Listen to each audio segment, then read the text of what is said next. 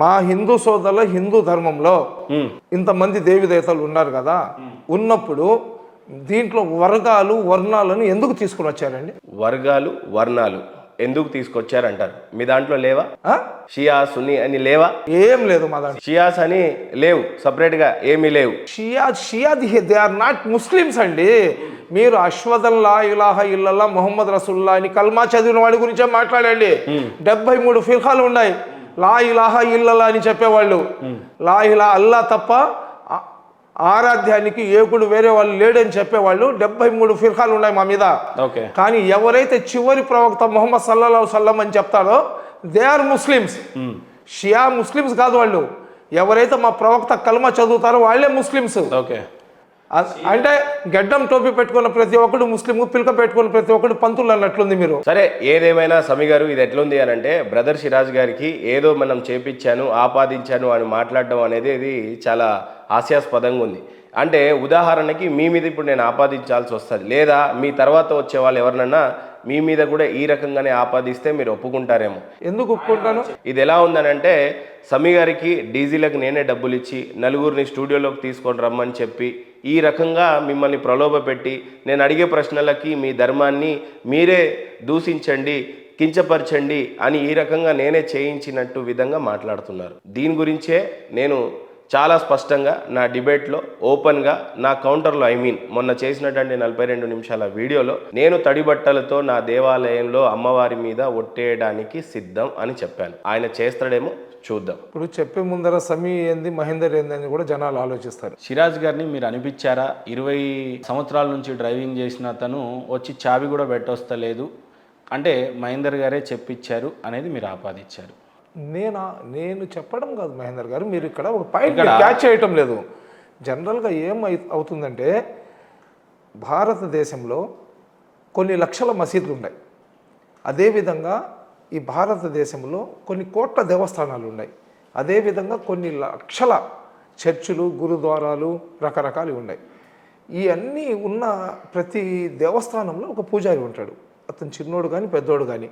చిన్న దేవస్థానంలో కూడా అదే మంత్రం చదువుతారు, పెద్ద దేవస్థానంలో కూడా అదే మంత్రం చదువుతారు. ఏ పూజ చేయాలన్నా కానీ ముందు ఆ విఘ్నేశ్వరుడికి దండం పెట్టుకోవాలా. విఘ్నేశ్వరుడు మంత్రం చదివిన తర్వాత మిగతా దేవుళ్ళ మంత్రాలు ఏంది, ఆ దేవుళ్ళకు పొగడతలే, అంతే. ఆ దేవుడికి పొగడతలే, పొగుడతారు. ఆ తల్లి నువ్వు అదమ్మా, నువ్వు ఇదమ్మా, శివుడు నువ్వు అదయ్యా, నువ్వు ఇదయ్యా, శ్రీరాముడు నువ్వు అట్లాంటి వాడేవా, వెంకటేశ్వర స్వామి నువ్వు ఇట్లాంటి వాడేవయ్యా, నేను తప్పు చేశాను, నా తప్పులను క్షమించు, నాకు సంతోషంగా పెట్టు, నా భార్య బిడ్డలకు, నా బంధుమిత్రులకు, నా స్నేహితులకు అందరు కూడా లక్షణంగా పెట్టవయ్యా స్వామి, నా కోరికలు కానీ తీరిస్తే నీకేదో మొక్కులు చెల్లించుకుంటానని మీరు చెప్తారు. అదేవిధంగా మేము అల్లా దగ్గర పోతాము. అల్లా దగ్గర ఖురాన్లో ఏదైతే ఆయతులు మేము చదువుతామో అల్లా యొక్క పొగడతలే. పొగిడిన తర్వాత మేము అల్లా దగ్గర యా అల్లా యా రబ్బుల్ ఇజ్జత్, మాకు ఎక్కడ కూడా నీ ముందు తల దించుకునే పరిస్థితి లేకుండా నీ ముందర మేము తల ఎత్తుకొని జీవించే పరిస్థితులు మాకు పెట్టు.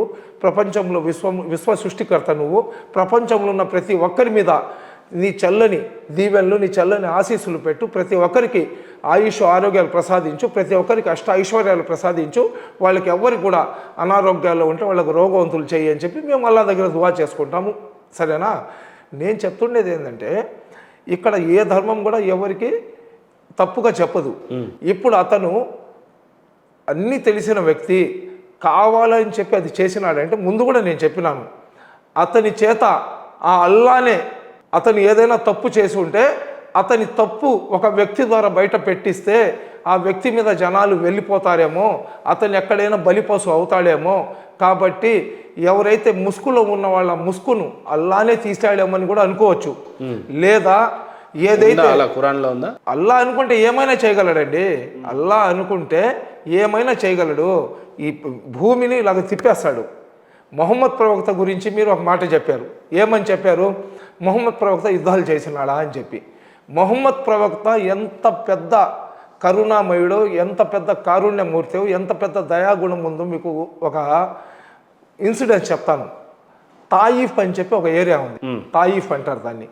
మొహమ్మద్ ప్రవక్త సల్లల్లాహు అలైహి వసల్లం గారు అక్కడ పోతుంటే ఆ రోజుల్లో ఎవరైతే ముష్రికీలు ఉన్నారో, ఎవరైతే ఇస్లాం వ్యతిరేకులు ఉన్నారో, ఎవరైతే మొహమ్మద్ ప్రవక్త వ్యతిరేకులు ఉన్నారో, ఎవరైతే అల్లా మీద విశ్వాసం పెట్టని వాళ్ళు ఉన్నారో, వాళ్ళు ఏం చేస్తారంటే పిల్లోళ్ళ చేత రాళ్లతో మొహమ్మద్ ప్రవక్త మీద దాడి చేయిస్తారు.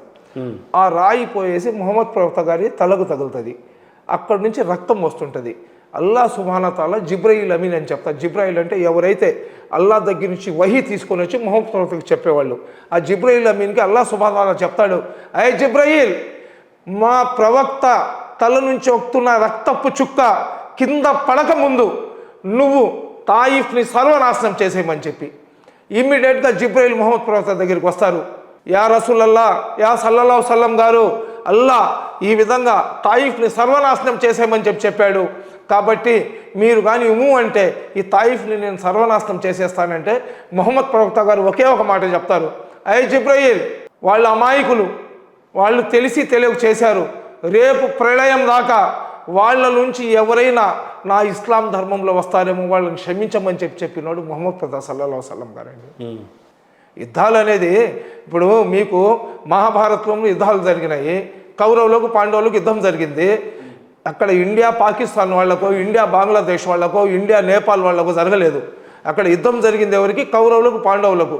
కౌరవులు పాండవులు ఎవరు? సొంత చిన్నాయన పెద్దనాయన పిల్లకాయలు, రక్త సంబంధికులు. రైట్. ఆ యుద్ధం జరిగినప్పుడు యుద్ధం ఎందుకు జరిగింది? ఏది? ధర్మానికి అధర్మానికి జరిగింది. రైట్. అన్నదమ్ముల మధ్యలో జరిగింది. మీరు వినండి సార్, నేను చెప్తున్నాను. నేను రాంగ్ అయితే సమీ గారు మీరు హిందూ ధర్మం గురించి రాంగ్ చెప్తున్నారని చెప్పండి. అక్కడ యుద్ధం జరిగినప్పుడు కౌరవులకు ఎదురుగా అర్జునుడు ఉంటాడు, పాండవులు ఉంటారు. అర్జునుడు ఏం చేస్తాడంటే తన అస్త్రాలను నేల మీద పెట్టేస్తే శ్రీకృష్ణుడు చెప్తాడు, అర్జున ఎందుకు నువ్వు అస్త్రాలను కింద పెట్టేసినావంటే అతను చెప్తాడు, పార్థ, కృష్ణుడిని పార్థ అని కూడా పిలుస్తారు. పార్థ, నా ఎదురుగా నా రక్త సంబంధికులు ఉన్నారు, వాళ్ళని ఏ విధంగా నేను సంహరించాలంటే అప్పుడు కృష్ణుడు చెప్పిన మాట ప్రళయం దాకా కూడా ప్రతి ఒక్కరు గుండెల్లో పెట్టుకునే మాట శ్రీకృష్ణుడు గారు చెప్పారు. ఏమని చెప్పినారు? ఈ ధర్మం జరుగుతుండేది రక్త సంబంధికులకు కాదు, అన్నదమ్ములకు కాదు, ధర్మానికి అధర్మానికి జరుగుతుంది. అధర్మం వైపు రక్త సంబంధికులు ఉన్నా కానీ వాళ్ళను సంహరించి ధర్మాన్ని కాపాడమని చెప్పి. అదేవిధంగా మక్కాలో ఏదైతే యుద్ధాలు జరిగినాయో, మక్కాలో ఏదైతే మొహమ్మద్ ప్రవక్త గారి మీద దాడి చేయడానికి, ఇస్లాంను అనుసరిస్తున్న వ్యక్తుల మీద దాడి చేయడానికి ఎవరైతే అధర్మం వైపు ఉన్న వ్యక్తులు ప్రయత్నం చేసినారో ఆ రోజు అల్లా ఆజ్ఞతో ధర్మాన్ని కాపాడడానికి, ఇస్లాంని జీవించుకోవడానికి, ఇస్లాంని ప్రజల్లో తీసుకొని వెళ్ళడానికి, ప్రతి ఒక్కరికి సరైన మార్గంలో పెట్టడానికి మొహమ్మద్ ప్రవక్త సల్లల్లాహు అలైహి వసల్లం గారు కత్తి కూడా ఎత్తారు, యుద్ధం కూడా చేశారు. కానీ మీరు చేశారు అని అంటున్నారు కానీ మనవాడు చేయలేదు అని చెప్పాడు. ఫస్ట్ అది ఆయన అడగండి. మీరు ఉన్నట్టుగా చెప్తున్నారు. అవునండి, అది ఆయన అడగండి. నేను ఆయన అడిగితేనే కదా ఆయన చేతనే కదా మీరు చెప్పించుకుంది. ఆయన చేత మీరు చెప్పించుకున్నారు, మీ చేత కూడా నేను చెప్పించుకోవటం లేదండి. నేను చెప్తున్నాను, నాకు తెలిసింది నేను చెప్పే ప్రయత్నం చేస్తున్నాను. నేను చెప్పిన దాంట్లో కూడా సూక్ష్మాలు ఉండొచ్చు. ఏదైనా తప్పు ఉంటే మా పండితులు ఎవరైనా నన్ను అడిగితే నేను సమాధానం చెప్పుకుంటా. నేను చెప్పిన దాంట్లో ఏదైనా కరెక్షన్ ఉంటే నేను నేర్చుకొని రెండోసారి ఇది చెప్పే ప్రయత్నం చేయను. భూమి పుట్టినప్పటి నుంచి సనాతన ధర్మం ఉంది అని చెప్తున్నాను. అవునండి. దీంట్లో చాలా ఒక డైలాగ్ ఉంటుంది. యాక్చువల్ మొన్న రీసెంట్గా ధర్మం 4 పాదాల మీద లేనప్పుడు ఆయనే అవతార పురుషుడుగా వచ్చి ఆ ధర్మాన్ని చక్కబెట్టాడు అని చెప్పి మీరు చదివే ఉంటారు, చూసే ఉంటారు. అవునండి. అయితే సనాతన ధర్మంలో అనేకమైన ధర్మాలు వచ్చినట్లే వచ్చి వెళ్ళిపోయినాయి అంటారు. ఉదాహరణకి జూడ మతం వచ్చింది, ఒక 3-4 సంవత్సరాల పాటు ఉంది, 3-4 వేల సంవత్సరాల క్రితం. జైన మతం నాకు తెలిసి నాట్ లెస్ దెన్ 4,000 సంవత్సరాలు. బౌద్ధ మతం 4,000 నుంచి 5,000 సంవత్సరాలు. ఇప్పుడు ఉందా అంటే ఉండే కదా. ఇప్పటికి బౌద్ధ మతం ఉన్నట్టుగా ఎక్కడన్నా గమనించారు? బౌద్ధ మతం ఎందుకు లేదండి? ఆ దలై లామా వాళ్ళందరూ కూడా టిబెట్ దగ్గర, నేపాల్ దగ్గర యుద్ధాలు జరుగుతున్నాయి. కానీ ఆ రోజున ఇండియా మొత్తం కంపించే విధంగా గౌతమ బుద్ధుడు స్థాపించినటువంటి ఆ మతం 3-4 వేల సంవత్సరాలుగా బతికుండింది అని చెప్పారు. అయితే ఇప్పుడు ఇక్కడ ఉన్నటువంటి విషయం ఏంటంటే, మతాలు నిజంగానే ఈ భారతదేశంలోనే కాదు ప్రపంచానికి మతాలు నిజంగా అంత అవసరమా? ఎందుకు పని కట్టుకొని సూటు బూటు వేసుకొని పొద్దున్న లేచి నా మతం గొప్ప, నా మతం గొప్ప అని అనడానికి? ఇప్పుడు నా ఇంటర్వ్యూలో మీకు చివరికి ఒక విషయం అయితే అర్థమై ఉండొచ్చు. భిన్నత్వంలో ఏకత్వం అనేది భారతదేశంలో మీరు మాట్లాడతారు, అందరూ మాట్లాడతారు. హిందూ ముస్లిం భాయ్ భాయ్ అని చెప్పి అందరూ మాట్లాడినప్పటికీ బట్ ఎప్పుడైతే వేదిక మీదకి వస్తారో, వేదిక మీద నేను ఇట్లా కాలర్ ఎగరేస్తూ కేవలం ఈయన మాత్రమే గొప్ప, ఈయననే అనుసరించండి అని చెప్పి గత 25 సంవత్సరాలుగా చేస్తున్నటువంటి మత ప్రచారాన్ని మీరు ఎప్పుడు కూడా ఉద్దేశపూర్వకంగా కానీ, ఇలాంటి స్టూడియోల మీద కానీ, లేదంటే ఎలాంటి వేదికల మీద కానీ మనమంతా ఒకటే అని మీరు చెప్తారు. కానీ ఎప్పుడు కూడా బహిరంగంగా ఇవన్నీ ఆపాలి, నా మతాన్ని నేను గౌరవిస్తాను, మీ మతాన్ని మీరు గౌరవించండి, మనమంతా ఒకటే సంతతి అని చెప్పి బోధించినట్టుగా కనపడలేదు. అయితే ఇప్పుడు మీరంటే మీరు కాదు, ఎవరైనా బాధ్యత కలిగిన పౌరులుగా ఎవరైనా సరే, ఇప్పుడు మీరు బాధ్యత కలిగి వచ్చింది ఇండియాలో ఏదో నష్టం జరిగిందని కాదు, నా మతాన్ని కొంత సిరాజ్ గారు నాకు కొంత భంగం కలిగించినట్టుగా, మాకు దేవుడే లేరు అన్నట్టుగా చెప్పేశారు. కాబట్టి సున్నతి అనేది ఉంది కానీ లేదు అని చెప్పారు. ప్రవక్త వారిని నమ్మినా నమ్మకపోయినా స్వర్గంకి వెళ్తారని చెప్పాడు. పచ్చి అబద్ధంలాగా కనిపించింది. ఈవెన్ నాకు కూడా పచ్చి అబద్ధంగా కనిపించినప్పుడే నేను ఇంటర్వ్యూ మధ్యలో చాలా బలంగా అరవడం జరిగింది, చాలా గట్టిగా అడిగాను. అన్య మతస్థులందరినీ నా వాళ్ళే అని అన్నారు. నిజంగా నువ్వు అందరూ మా వాళ్ళే అన్నప్పుడు నేను ఎప్పుడు కూడా, ఇప్పుడు మీరు ఇంతసేపు ఇంటర్వ్యూ గంట జరిగింది, నేను మిమ్మల్ని జై శ్రీరామ్ అని అనలేదు. జై శ్రీ వినండి ఒక్క నిమిషం. నేను ఉద్దేశపూర్వకంగా జై శ్రీరామ్ అని మిమ్మల్ని అనుమానలేదు. ఈ గంట మొత్తంలో అనుమని ఎప్పుడు అంటాను, నాకు అందరూ ఒకటే అని అన్నప్పుడు ఆయన ఏమన్నారు, నా వేదాల ప్రకారంగా దేవుడు ఒక్కడే అన్నాడు, ఖురాన్ ప్రకారంగా దేవుడు ఒక్కడే అన్నాడు, బైబుల్ ప్రకారంగా దేవుడు ఒక్కడే, నేనంతా ఒకటే, అందరి అందరం కూడా డన్, అందరూ ఒకటే అన్నప్పుడు నువ్వు అందరి పక్షాన వకాలత్ పుచ్చుకుంటావా అనేది నాకు ప్రశ్న. అప్పుడు ఆ సందర్భం అలా దానికి వచ్చింది. లేకపోతే ఊరికే బలవంతంగా మీ టోపీ నా మీద పెట్టండి, నా బొట్టు అక్కడ పెట్టండి అనేవి ఇవి కొంత ఇంకొకళ్ళ మతాలని కానీ ఇంకొకళ్ళని బలవంతంగా లాగే ప్రయత్నం. ఎప్పుడు ఆ సిస్టమ్ ఎలా ఏర్పడింది ఇప్పుడు మీకు అర్థమైంది అనుకుంటా. సరే, మరి నువ్వు అందరి పక్షాన నించుంటున్నావు, అందరూ ఒకటే అని అంటున్నావు కదా, నువ్వు బొట్టు పెట్టుకో, ప్రసాదాలు తినవు, జై శ్రీరామ్ అన్నావు, అల్లాహు అక్బర్ అనవు, లేకపోతే ప్రైజ్ దలాడ్ అనవు అని చెప్పాను. నిజంగానే అన్నీ ఒకటే అని నువ్వు భావించాలి అని అంటే అందరినీ ఒకే విధంగా చూడాలి. అంతేగాని నేను చివరికి వచ్చి నా దేవుడే గొప్ప, ఆ దేవుడి పేరు ఏం పేరు అని కూడా అడిగా. మీరు కూడా చూశారు ఇందాక. అవసరమైతే ఇప్పుడు నన్ను ప్లే చేయమంటే ఒక్కసారి నేను ప్లే చేస్తాను, దాని తర్వాత మిగతా విషయాలు మనం అడగడానికి వెళ్దాం. ఇప్పుడు నేను ఇక్కడ ప్రశ్న చాలా స్పష్టంగా అడుగుతాను. అరబిక్లో దేవుడిని అల్లా అని అంటారు. అరబిక్లో దేవుడిని అల్లా అంటారు. దేవుడు అనాలంతే, దేవుడు సృష్టికర్త. అప్పుడు దేవుడికి పేరు అనేది ఏం లేదా? లేదండి. చాలా స్పష్టంగా అన్నాను నేను. ఇందాక మిమ్మల్ని నేను ఏమడిగాను, మీ దేవుడి పేరు ఏం పేరు అని అన్నా, మీరేమన్నారు? అల్లా. నేను మిమ్మల్ని ఏం అడ్డుపడలేదే. ఇక్కడ నేనేం అడిగాను, ఇప్పుడు మీ దేవుడి పేరు ఏం పేరు అని అడిగాను.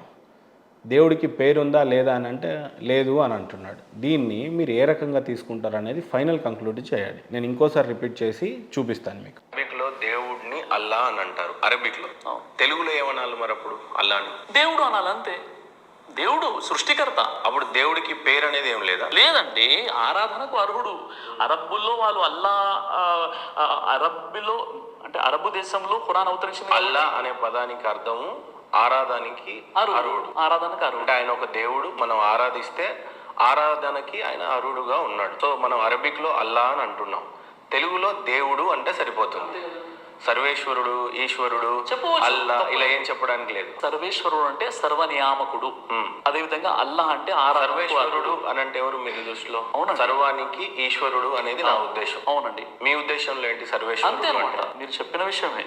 సర్వేశ్వరుడు అంటే సమస్త నియామకుడు, ఈశ్వర్ అంటే నియామకుడు. ఓకే. సమస్త నియామకుడు అల్ బారి అంటారు అరబీలో. సమస్త నియామకుడు. ఓకే. ఇప్పుడు దైవానికి ఖురాన్ ప్రకారంగా 99 పేర్లు ఉన్నాయి. ఇప్పుడు హిందూ మతంలో కూడా చాలా పేర్లు ఉన్నాయి దైవానికి సంబంధించి. ఇప్పుడు మీ దేవుడు ఎవరంటే అల్లా అనేసారు మీరు. మాకైతే తెలియదు ఇది. నేను ప్రశ్న అడగడానికి మాత్రమే యోగ్యుడిని, కానీ దీన్ని అన్నిటికీ చెప్పాల్సింది ఆయన ధార్మిక పండితుడు కాబట్టి చెప్పాలి. బ్రహ్మ అంటే ఎవరు అని అడగడానికి నాకు ఈజీ యాక్సెస్ ఉంది, కానీ బ్రహ్మ గురించి చదవాలి అని అంటే పండితులకే ఆస్కారం. సో 20-25 సంవత్సరాల నుంచి పాండిత్యం పుంజుకున్నాడు. ఖురాన్ ఒకటే కాదు సబీభాయ్, ఇది మీరు బాగా గమనించాలి. ఆయుపట్టు 4 వేదాలను కూడా పట్టేశాడంట ఆయన. ఓకే. సో పట్టినటువంటి వ్యక్తి దేవుడు అనేవాడు ఒక్కడే, ఆయనకి పేరు లేదు అనేది ఫస్ట్ ఆయన ఆపాదించాడు. 2, అల్లా అనేది అరబికి మాత్రమే, తెలుగు కాదు అన్నాడు. తెలుగులో మరి దేవుడిని ఏమనాలంటే దేవుడే అనాలి. దేవుడి పేరు ఏం పేరు మరి? అప్పుడు దేవుడికి పేరు లేదా అంటే లేదు అని అన్నాడు. అది ఎంతవరకు నిజం మీరే తెలుసాలి. 2వది 99 పేర్లు ఉన్నాయంట. దీన్ని ఏ రకంగా చెప్తారు? మీరేమో ఒకటే దేవుడు, ఆయనకు ఉన్న పేరు అల్లా అని అన్నారు. ఇది నిజంగా మాకు తెలుసుంటాయా? ఇప్పుడు అల్లా ఎవరి బాధ్యతలు ఇవి? 99 పేర్లు అని చెప్పినారు కదా, అల్లాకు 99 పేర్లు. ఏ పేరుతో పిలిచినా కానీ పలికేవాడు అల్లా. మీరు ఏ లాంగ్వేజ్లో కూడా అల్లా అని చెప్తే మీ మీద కరుణ చూపించేవాడు అల్లా. ఎందుకంటే విశ్వ సృష్టికర్త. ఇప్పుడు పిచ్చోడు ఏమంటాడంటే నేను శివుడు అని పిలుస్తాను. నా మాట వినండి సార్. స్టార్టింగ్లో మీరు వచ్చినప్పుడు సమీ గారు మీరు బాగుండారా, మీ ఆరోగ్యం బాగుందా, మీ మీ బాడీ మొత్తం బాగుందా అని చెప్పినారు. నేనేం చెప్పానంటే ఖచ్చితంగా నేను బాగున్నాను సార్, ఆ అల్లా చల్లని ఆశీస్సులు, ముక్కోటి దేవుళ్ళ ఆశీస్సులు, యేసు ప్రభు యొక్క ఆశీస్సులు ఉన్నాయని చెప్పినాను. మీ ముక్కోటి దేవతలు అని చెప్పలేదు. ఎందుకంటే నేను అనుసరిస్తున్న ఇస్లాం ధర్మం ప్రకారము ప్రపంచంలో ఉన్న ప్రతి ఒక్కరు కూడా ఆదం హవా మొదటి జంట యొక్క సంతానం. మా అనేది ఈ శరీరాలకు వచ్చింది, కానీ ఆత్మలకు అన్నిటికీ కమాండింగ్ చేసే పరమాత్ముడు ఒక్కడే. ఆ పరమాత్ముడు అల్లా అని మేము విశ్వసిస్తాం, మీరు మీకు నచ్చిన వాళ్ళని మీరు విశ్వసిస్తారు. ఇది డిసైడ్ అయ్యేది ప్రళయం వచ్చిన రోజు. ఎవరు రైట్ ఎవరు రాంగ్ అనేది ప్రళయం వచ్చిన రోజు ఇదవుద్ది.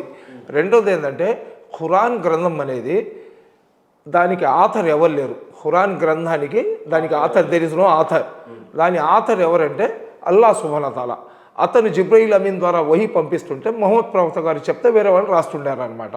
ఆ విధంగా ఆస్మానీ కితాబా అంటే ఆకాశం నుంచి వచ్చిన బుక్లు 4: జబూర్, తౌరాత్, ఇంజిల్, ఖురాన్. సరేనా? చివరి గ్రంథంలాగా, చివరి దైవ గ్రంథంలాగా ఖురాన్ని అల్లా పంపించాడని మా విశ్వాసం. నా విశ్వాసాన్ని మీరు విశ్వసించమని నేను చెప్పడం లేదు. నేను చెప్పే మాటల్లో కానీ వాస్తవం ఉంటే, నేను చెప్పే మాటల్లో కానీ మీకు నిజాయితీ కనబడితే అవునయ్యా దాన్ని నమ్మొచ్చు, నేను విశ్వసిస్తానని చెప్పి మీరు విశ్వసిస్తారు. నేను బలవంతంగా తీసుకొని పోయేసి వడుగులు చేసుకోబాకు, నువ్వు ముస్లిం అయిపోతే నీకు 3 పెళ్ళిళ్ళు చేసుకోవడానికి అవకాశం ఉంటుంది.